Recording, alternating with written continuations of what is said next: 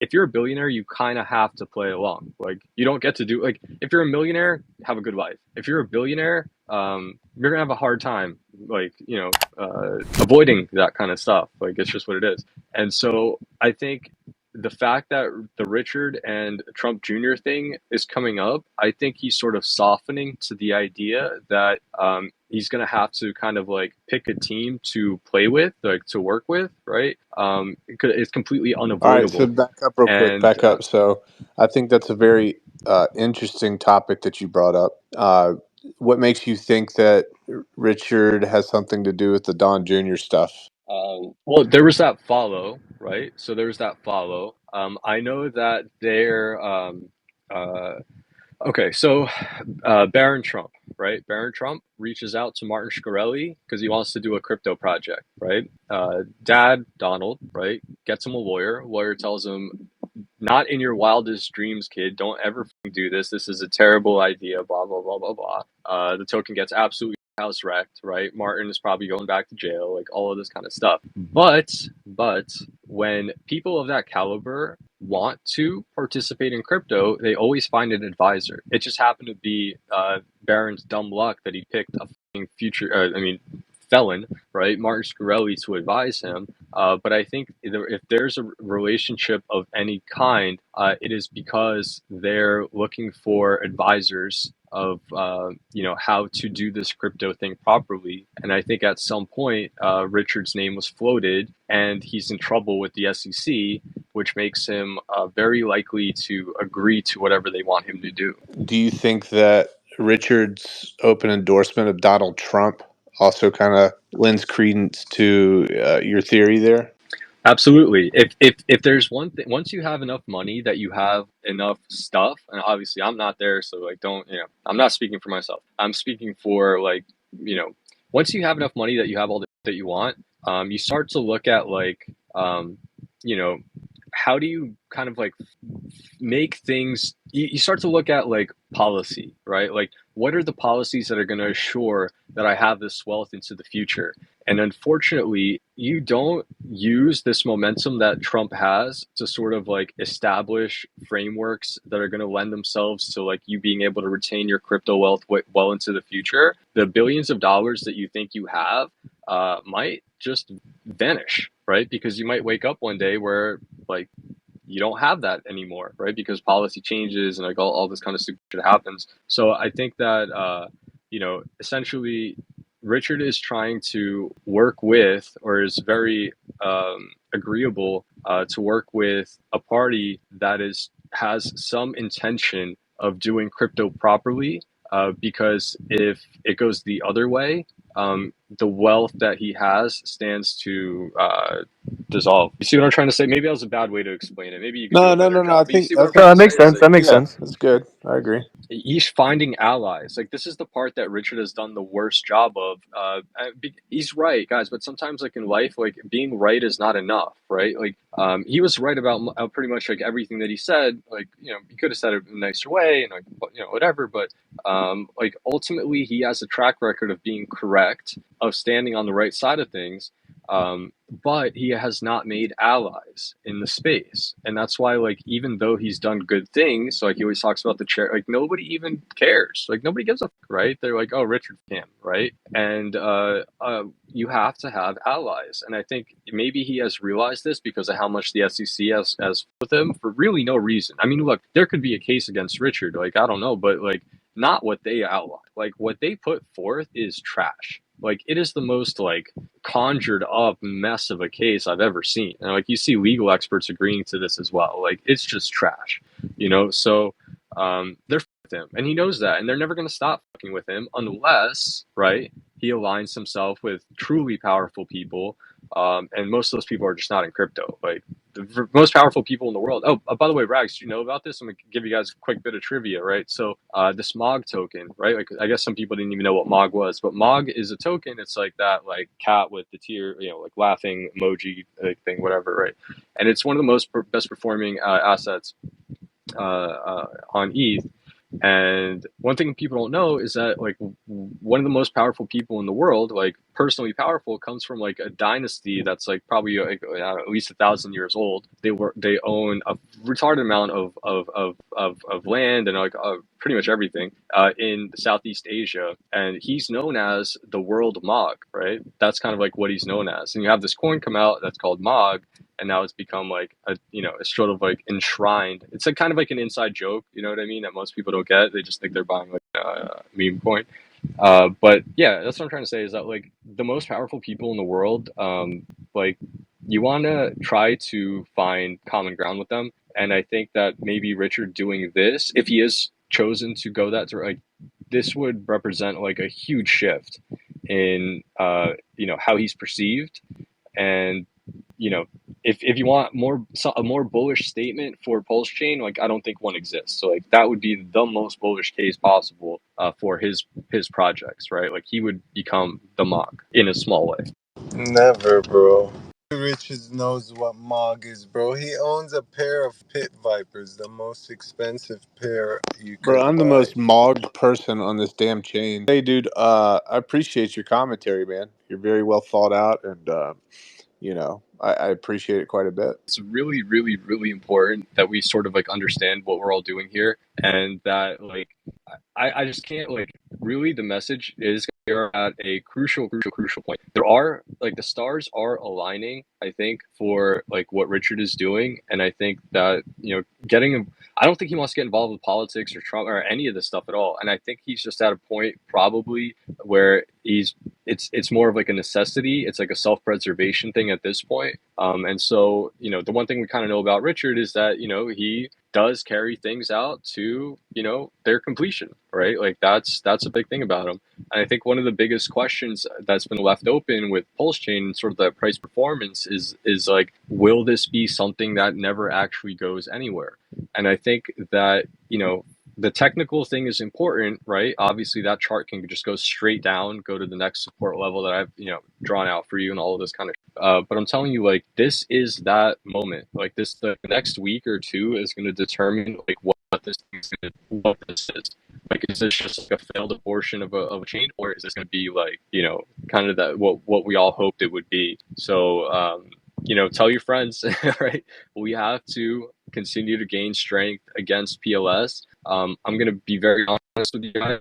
By supporting a lot of like coins that you know you're just going to be selling next week anyway, as soon as they're up like, you know, 20% or whatever, you're not really helping. Like you're not hurting, right, necessarily, but you're also kind of like not doing anything to keep this thing alive. If you hate Pulsechain and you don't give a fuck and you think Richard's an idiot and all this kind of stuff, like go to a different chain. I promise you, Mog is up 150% or 125%. I just measured it, I forgot, but it's either 125 or 150% in the last like 2 or 3 days. If you want to just go scalp and extract value, please go to where it's extractable, please. Like, if I could just ask you kindly to like do that for the next week or two, you're going to make way more money if you care about that. So yeah, that's where we're at, you guys. And I hope that a lot of you guys choose to understand and, you know, put like grind, like actually grind. Like I don't know, maybe there's a nicer way to say that. I'm not very good at that, Brandon. What would you say? No, keep going, man. You get better. So I don't think you're doing a bad job. When you say grind, what do you mean? I'm saying that we have to drive this point that the ETH that PLS is rising in value against ETH. Like that's the simplest, most dumbest down way I could possibly say it. I think almost all of the energy on Pulsechain, as what I've seen recently, has gone more into buy my meme coin, right? And I'm telling you guys, like for the next 2 weeks, your meme coin is going to do fall if the PLS ratio goes back down below that support level that I've Do you shown you. think? Do you Um, think that he? All right, this is interesting. So, do you think that he wants it to go down as far as possible because he does have maybe a predetermined event or a predetermined price threshold before, you know, he starts moving price up? Do you think he wants to go down as far as possible in order to have, you know, the biggest return, like a 20,000x or a 50,000x or, you know, whatever? Do you think that's on his mind right now? let it bleed because the lower it goes, the higher it can go, I guess. Uh, See, here's the problem is the messaging with that, right? The problem is this, is that, all right, I talked about this in the beginning. If you're hearing this for a second time, I apologize, but I also think this is an important thing to really understand, is that when that sacrifice was taken, I'm not talking about his personal funds, like his personal funds, whatever he has, world's biggest die holder, all that, he did great from way before Pulsechain, Hex, all that. Like, I'm not talking about that pool of money. I'm talking about the pool of money that was sacrificed for the chain, right? And what I think was sort of like a bit of a misunderstanding is that that was a sacrifice, like that it's the people who sacrificed, right? Like the person sacrificed their coin to send it to this address, for no expectations, but pulse chain. So what I think he has to understand is that that money is the sacrifice. The sacrifice is not the person who did something. The sacrifice is that money. And so whether or not, right, that money ends up getting extracted on the other end by somebody else or whatever, that money has to begin to be flushed into the ecosystem. Because what he's done so far, this is like my bone to pick with Richard, is he's invested the money. That's where this all gets very up.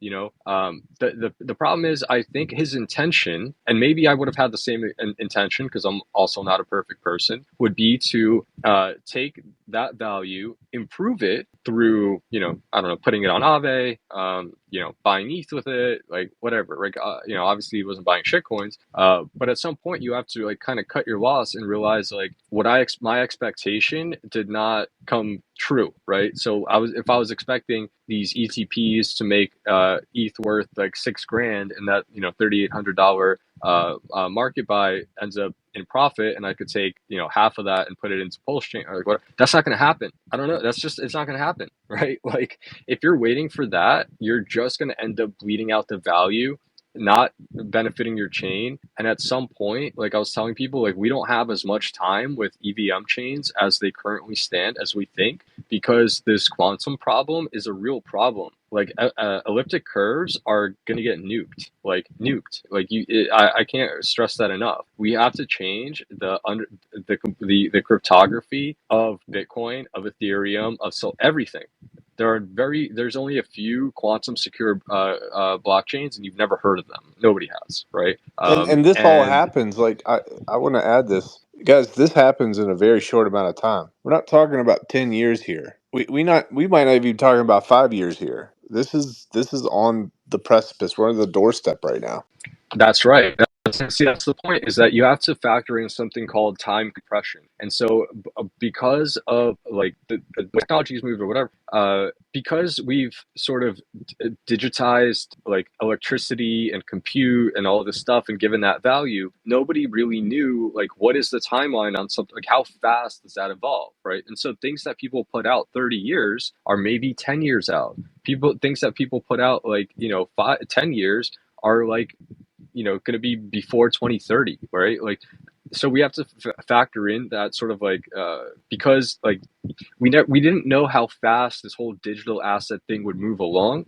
And Vitalik wrote a paper in May of this year that paints 2029 as sort of that quantum as the year that quantum computers have enough qubits that SHA-256, right? So all the current cryptography will be wrecked.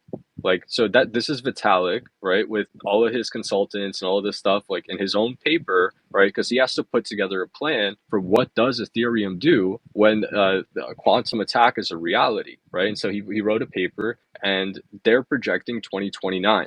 Could be 2028, could be 2030, Can right? can you But define that's a kind of quantum that attack time real frame. quick, please?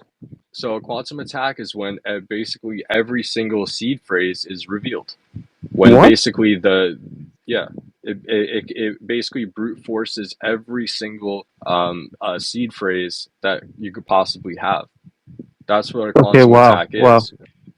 Yeah, so basically the curves, and the way that you would get around this, like something called Lamport signatures, there's lattice encryption, like these are quantum resistant techniques. The unfortunate part is that it requires a fundamental change to the EVM. Like you can't use Ethereum in its current form at all with this new method of cryptography. It doesn't work. Vitalik solution is basically another hard fork of Ethereum. But the quantum experts, the quantum researchers that I've spoken to have said that it's bullshit. Like, that doesn't solve anything. First off, you have to roll back the chain, right? It means that an attack has already occurred. Now you're rolling back the chain, and where do you roll it back to? Because once you have that ability, why wouldn't they just siphon off money slowly, right? Pretend somebody got hacked, all this kind of stuff. What block do you roll it back to? Nobody knows, right? Do you just roll it back to like the first huge attack? Well, what about all the people that lost their shit before the huge attack, right? You wouldn't start, like, if you had all the seed phrases, like, why would you start with Binance, right? Why would you start with Coinbase? Like, maybe go pick off like KuCoin and like some other shit, and then, right? So that's kind of the problem with it, is that there's really no solution to it to keep Ethereum in its current form. Bitcoin has a much bigger problem. The signatures, the quantum secure signatures, are too big for the block size. Block size must be increased in order to accommodate for quantum secure signatures. It has to be. There's no way around it. But you have to. Bitcoin in its current form cannot support cannot be quantum secure, right? It requires fundamental change. And that's where there's going to be a big surprise to Bitcoin, like maxis that are telling us that it's never going to change. It better change. If it never changes, I assure you, the Bitcoin currently as we know it will be zero. So like to get Pulsechain to $1, like Solana is at like 150, 130, whatever. To get Pulsechain to $1, what would that take? A miracle? Not possible. I would say it's not In our possible. lifetime? Like it's not possible in our lifetime? I mean, literally a miracle, dude. Like you couldn't do it like with like $400 million would not be enough to do that. You know what I mean? Like you would need like over $1 billion. Like, and that's like not. I don't think even get it halfway there, man. Like maybe I'll get it to like 20 cents or some shit. But Like that's not that important, bro. Like that's not really that important. I'm telling you, like even if you make like 100x, like 100x from here is like not even a penny. You know what I mean? Like to get Pulse to like even a penny, you're looking at life changing gains. Like you don't need it to go to $1. Like that's sort of like okay. I mean, it could happen, but like, you'd be fine if it didn't make it to $1. Pulse chain okay. goes to $1. What's that mean for gas? Because sometimes if it's 200 pulse to swap, 500 pulse to swap, depending on the volume on the chain at the time. I mean, we're looking at what Okay, so what's it gonna $200 take to swaps, get Pulsechain to $500 a swap. penny? People stop dumping. No, dude, it'd take multiple billions of dollars. Like you would have to literally get it to like 10, $20 billion. Like it's not gonna happen, dude. Years It's not away. gonna happen. You guys Years away. here, yeah, go No, ahead. I was just saying Okay, it's years okay. away. Years away. Hey, Brandon, so he said he had to bounce, but he wanted me to tell you that he appreciates you, Trillion. Cool. Yeah. Thanks, bro. What were you saying? Were you gonna answer or? What about Pulse Chain? Oh, I thought you were answering what would it take to get to $1. Guys, don't worry about any of that shit right now. I'm telling you, like, literally, Pulse Chain is at a precipice. You guys cannot believe me. You guys think this is fun. Whatever right? I told like this breakout that we just had, right? That immediately dumped down. Like, so basically, it went up for like a day and dumped in 4 hours, right? Like, this is the kind of shit that you typically see before a reversal. Obviously, the trend has been straight down, right? So any reversal would be, at some level of price appreciation.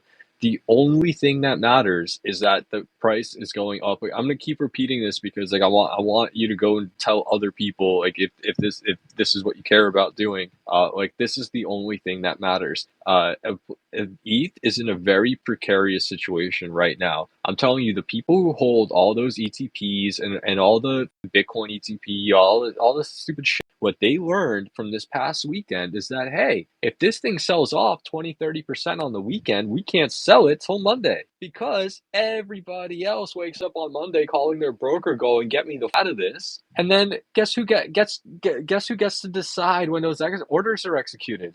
Not you. Those orders are going to be executed whenever your broker decides to execute them. And guess what? You put in a whole bunch of sell orders for Monday morning, all these ETPs. Guess who's going to take their cut first? Not you. You know what I mean? It's like this is the problem. It's like when you put so many middlemen between you and the asset itself, like you are literally relinquishing all control, like all ability to determine your own fate to someone else who does it whenever they feel like it. Like, yeah, sure, we'll execute your trade after we get all our stuff closed out. You know what I mean? And like, of course, they're calculating all this stuff. They know exactly how many people are going to sell that day. They know exactly where the price is going to go. They can control the futures pricing. I mean, like, you basically opened up, like, you've given them a slush fund, all this ETP stuff. Like, oh, look how much money we threw in it. Yeah, you've created a massive slush fund for these people to manipulate price as much as basically they want to now. Good job. So that's the problem you're going to have with ETH, BTC. And Solana's problem is it doesn't have that problem yet. But I mean, ultimately, have you guys heard that they uncovered an 8% supply of, like, there are hidden, previously unknown, quote unquote hidden, FTX wallets that have 8% of the total supply of Solana in them? Do you guys know about that? How's that I sound? think the whole entire Solana. I think what VC owns 48% of the supply of it. That's what they say. Like 48% of the whole entire supply of Solana. Oh, I wouldn't be surprised, man. I wouldn't be surprised. Like when you're participating in that, like get your money. Absolutely, dude. I'm happy to take money from Solana. Very happy to do it.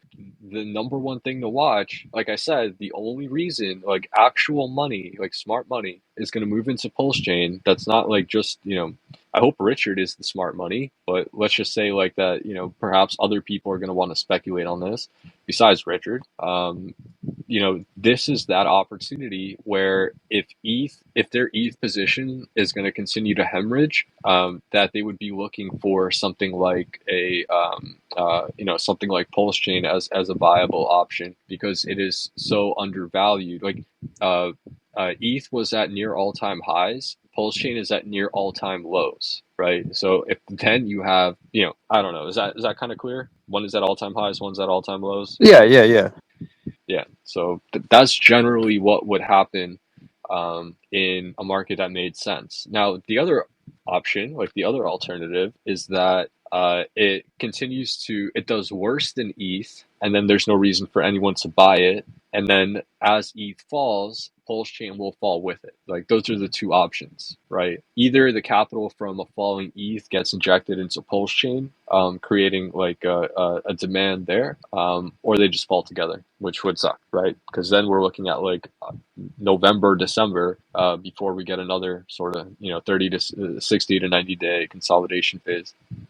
Okay. Thank you. Yeah, man.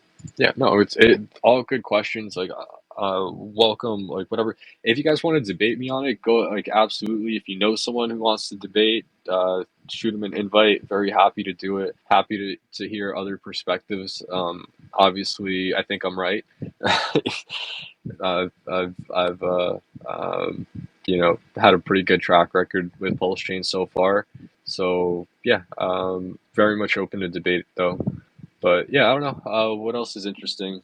Yeah, I don't know. How You guys much have any longer would you questions say or we yeah, have what's to up, Jeff? accumulate? How much longer do you have to Yeah. accumulate? Well, Below I would say, with Pulse Chain I specifically. mean, uh, I would. 6 months. Here's why it's a tricky. Here's why it's a tricky question.